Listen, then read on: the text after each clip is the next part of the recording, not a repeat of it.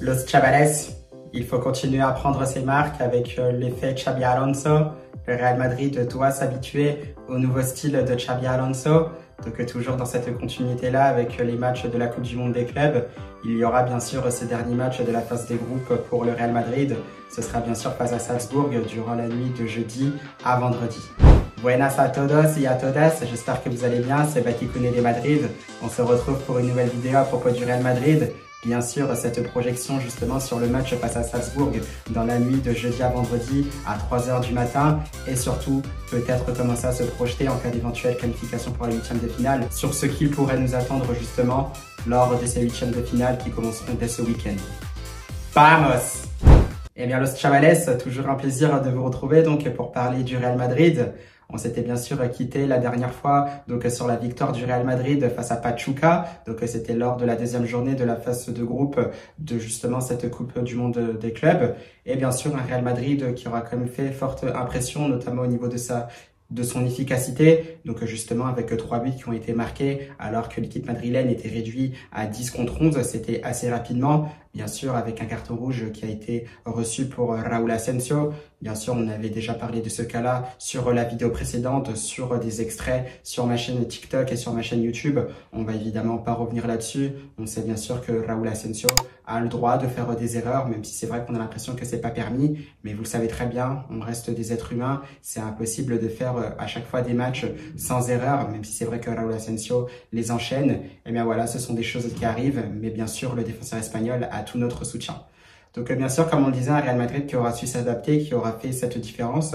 On a vu aussi des bonnes utilisations, des bonnes phases de jeu justement de ce Real Madrid avec cette ère Xabi Alonso. Il faudra continuer justement à s'appuyer là-dessus, continuer justement à monter en puissance, à s'imprégner justement de cette patte qu'imposera Xabi Alonso à l'avenir, donc sur la durée bien évidemment. Et justement, quoi de mieux que de continuer tout ça avec un troisième match de phase de groupe.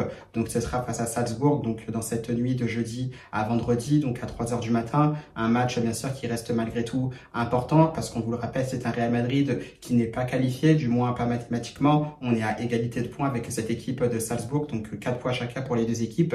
Il y a Al Hilal aussi qui se tient en embuscade avec 2 points et cet Al Hilal justement qui jouera aussi contre Pachuca. Bien sûr, ce sera un match serré parce que Pachuca a quand même montré de belles choses face au Real Madrid. Donc bien évidemment, on s'attend aussi à une grosse confrontation de ce côté-là. Il peut y avoir bien sûr des surprises, même si le club mexicain pour sa part est d'ores et déjà éliminé. Donc attention à cela.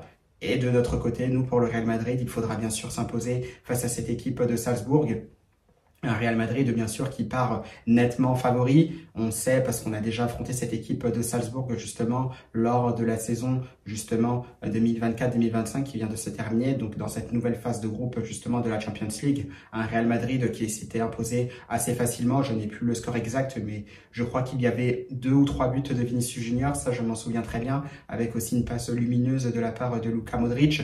Donc voilà, on connaît un peu cette équipe de Salzbourg, on l'a déjà joué. Bien sûr, on le sait déjà, c'est un peu comme le contexte de Pachuca. On avait joué Pachuca aussi en finale de la Coupe intercontinentale. Le Real Madrid s'était imposé assez facilement, mais la donne était tout autre justement dans ce match de Coupe du Monde des clubs. On a vu un Pachuca qui était vraiment très motivé, qui était vraiment déterminé dans la moindre action qui était justement entreprise par cette équipe mexicaine, qui aura mis tout simplement cette équipe du Real Madrid en difficulté.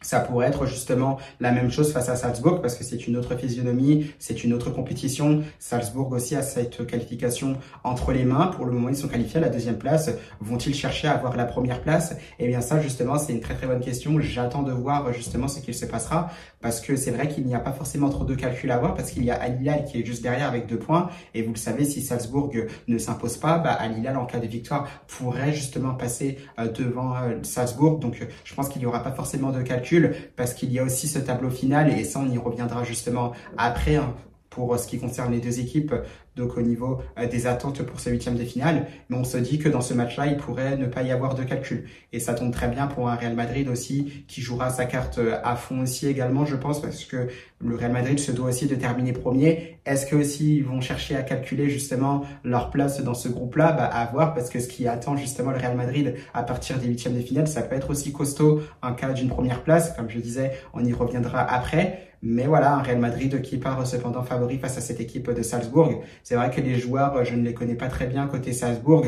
C'est vrai que j'étais pas resté forcément sur une forte impression lorsqu'on les avait affrontés justement en Champions League. Maintenant, on le sait, il y a des choses qui ont pu changer. En une saison, il y a beaucoup de choses qui se passent. Pareil, j'ai trouvé l'équipe de Pachuca aussi qui n'était pas la même qu'en Coupe intercontinentale. Eh bien, c'est ce à quoi on peut s'attendre justement face à cette équipe de Salzbourg, donc la nuit de jeudi à vendredi. Donc méfiance côté madrilène parce qu'on peut être surpris tout en sachant qu'on n'est pas encore à notre rythme de croisière. On se cherche un peu et c'est normal parce que Xabi Alonso, lui, vient d'arriver.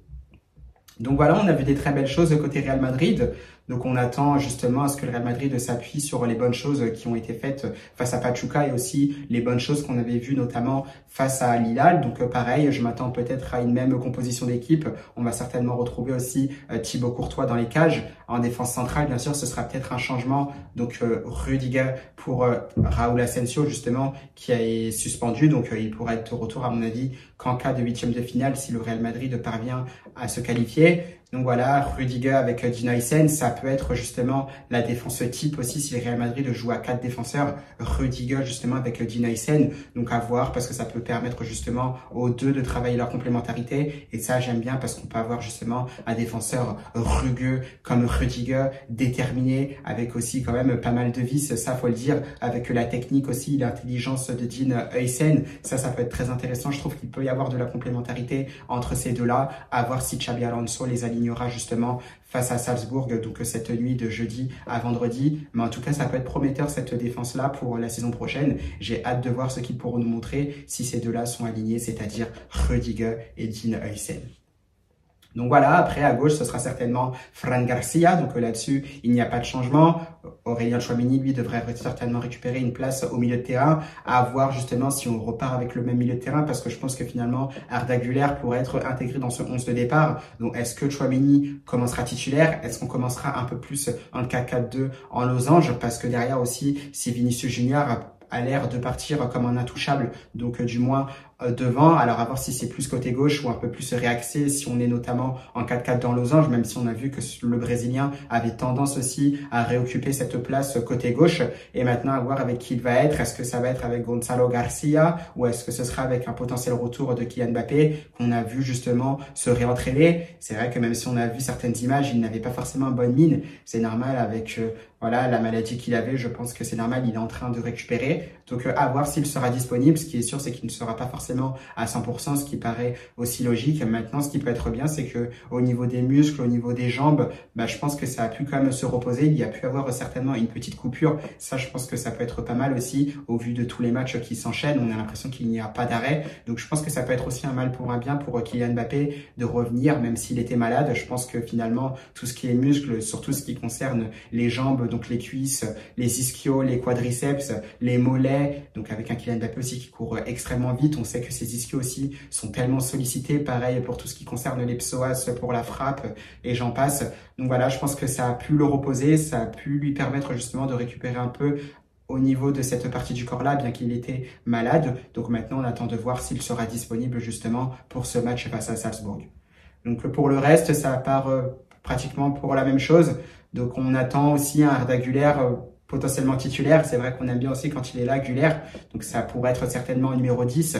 Donc derrière, bien sûr, un potentiel Kylian Mbappé qui pourrait être titulaire. Vinicius Junior, bien sûr, qui sera aligné. Ça, j'en doute pas. À voir aussi, il peut y avoir des surprises parce que Rodrigo Goes peut réintégrer ce groupe-là. Du moins ce 11 titulaire, pardon, puisqu'il est déjà dans le groupe, tout simplement. Mais c'est vrai qu'avec certains signes qu'on a vus, il faudra faire attention. Il faudra surveiller cette situation-là côté Rodrigo Goes. Parce que comme je le disais aussi dans d'autres vidéos, voilà, il faut aussi s'attendre potentiellement à un départ du Brésilien. Ça, on l'a déjà dit, ce n'est pas à exclure, même si c'est vrai qu'il y a l'arrivée de Xabi Alonso, même si c'est vrai que Xabi Alonso fait des louanges justement sur les joueurs brésiliens. Il ne faut pas justement trop s'attendre à ce que le Brésilien reste parce qu'on ne sait jamais ce qu'il peut se passer justement. Et tout porte à croire tout simplement que Rodrigo Goes pourrait partir cet été du Real Madrid. Donc vraiment attention à cela et on va justement surveiller la situation du Brésilien, notamment lors de son match face à Salzbourg s'il est amené à être en jeu. Donc pour le reste, pas grand-chose à dire. Fede Valverde, Jude Bellingham, vous le savez déjà, c'est du classique. Jude Bellingham, on connaît déjà sa situation avec cette gêne à l'épaule aussi maintenant depuis plusieurs mois. On le sait, on l'a appris notamment via les infos. Un Jude Bellingham qui devrait être opéré donc après la Coupe du Monde des clubs, qui devrait manquer justement plusieurs mois de compétition. On parle bien sûr de 3 à 4 mois, ce qui est énorme. Donc bien sûr, on y reviendra là-dessus. Est-ce que le Real Madrid s'alignera certainement sur un autre milieu de terrain, étant donné la durée de convalescence justement de Jude Bellingham qui viendra après cette Coupe du Monde des clubs. Donc ça aussi, ça va rester très très important. Bien sûr, ça on l'avait déjà dit, pour moi cette erreur, elle est due complètement au Real Madrid parce que le Real Madrid devait prendre cette décision avant justement d'opérer Jude Bellingham. On a voulu prioriser cette Coupe du Monde des clubs. On le paye cash puisqu'on le perdra bien sûr 3-4 mois. Il faudra aussi derrière se repréparer parce qu'il y aura bien sûr une préparation à faire pour l'international des True Lions. Donc voilà, on peut s'attendre à peut-être revoir Jude Bellingham que en fin de première partie de saison, pour pas dire justement qu'au début de la deuxième partie de saison. Et ça, c'est vraiment très très gênant et j'attends de voir justement comment le Real Madrid réagira de ce côté-là. Est-ce que un autre milieu de terrain de haut niveau arrivera au Real Madrid donc durant cet été après la Coupe du Monde des clubs? Ça, bien sûr, on peut se poser la question. Vous pouvez d'ailleurs donner votre avis en commentaire, oui ou non. Est-ce qu'un nouveau milieu de terrain de haut niveau arrivera au Real Madrid, étant donné bien sûr la durée de convalescence de Jude Bellingham après le Mondial des clubs? Donc voilà, c'était à peu près ça que j'avais à dire, le Chavales, au niveau de ce match face à Salzbourg. C'est vrai que pour ma part, il n'y avait pas forcément grand-chose à dire. Bien sûr, on attend aussi une montée en puissance de Trent Alexander-Arnold. C'est vrai que l'international des True Lions était un peu mieux justement face à Pachuca. Il y a eu cette belle prise de décision, notamment sur le but de Arda Güler avec cette excellente remise de Gonzalo Garcia, qui a vraiment aussi un QI football assez élevé, je trouve, quand même, l'Espagnol. C'est très très intéressant. Mais c'est vrai que Trent Alexander-Arnold, voilà, cette prise de décision-là, elle était pas mal. J'imagine que ça lui donne un peu plus confiance. Bien sûr, maintenant, il faut lui laisser le temps de s'adapter tranquillement à son équipe. On le sait, c'est un nouveau pays également. C'est une nouvelle langue. Laissons-lui le temps, comme à Xabi Alonso, son entraîneur. Bien sûr, à Dean Aysen aussi, même si l'Espagnol s'adapte très très vite. Comme on le disait, il est aussi espagnol, club espagnol aussi qu'est le Real Madrid. Je pense que l'adaptation est nettement plus facile pour Dean Aysen. Mais voilà, on est très très attentif aussi à ce qu'il se passe autour de Trent Alexander-Arnold. On fait pleinement confiance aux joueurs des True Lions pour la suite. On attend de le voir bien sûr un peu mieux justement avec ses partenaires lors de ce match justement qui arrive face à Salzbourg. Donc voilà, Chavales, j'ai pas grand chose à dire de ce côté-là. Maintenant, projetons-nous sur ce qui nous attend potentiellement si le Real Madrid finit premier de ce groupe-là. Vous l'avez certainement su, on a déjà un tableau final qui est sorti, qui commence bien sûr à se remplir. Et on voit déjà que le Paris Saint-Germain affrontera l'Inter Miami de Messi. Ça, j'ai l'impression que ce match-là fera bien sûr des étincelles. On le suivra certainement de très près ce match-là parce que je pense que ça va être extrêmement intéressant. Et la surprise finalement, eh bien c'est que le Bayern Munich justement, on pensait qu'ils finiraient premier de leur poule. Finalement, ils se sont inclinés face à Benfica et c'est un Bayern Munich qui n'a pu faire mieux justement qu'une deuxième place. Et bingo, ça se retrouve justement dans le tableau du Paris Saint-Germain. Ça pourrait se retrouver aussi dans le tableau du Real Madrid si le Real Madrid est amené justement à finir premier de cette poule en cas de résultat positif face à Salzbourg. Et justement, on pourrait rencontrer l'une de ces deux équipes en demi-finale de cette Coupe du Monde des clubs parce que je pense que le quart de finale, ça pourrait être aussi entre le Paris Saint-Germain et le Bayern Munich. Après, on n'est jamais à l'abri de potentielles surprises. Personne ne pourrait dire à 100% pour ma part que le Paris Saint-Germain pourrait éliminer l'Inter Miami. Ça, la réponse, c'est les joueurs qui l'ont. On ne le saura que sur le terrain. Et bien sûr, pareil aussi du côté du Bayern Munich, on n'est pas à l'abri d'une surprise. Donc vraiment, attention de ce côté-là. Et comme on le disait, parce que ça ne s'arrête pas là pour le Real Madrid, parce que si les Madrilènes finissent à la première place, effectivement, eh bien ce serait soit la Juventus de Turin, soit Manchester City. Et d'ailleurs, ces deux équipes-là, la Juve et City, s'affrontent justement ce vendredi à 21h. Un résultat d'ailleurs, un match qui décidera justement de qui finira deuxième et qui pourrait potentiellement rencontrer le Real Madrid du côté des huitièmes de finale. Et ça peut être fortement intéressant.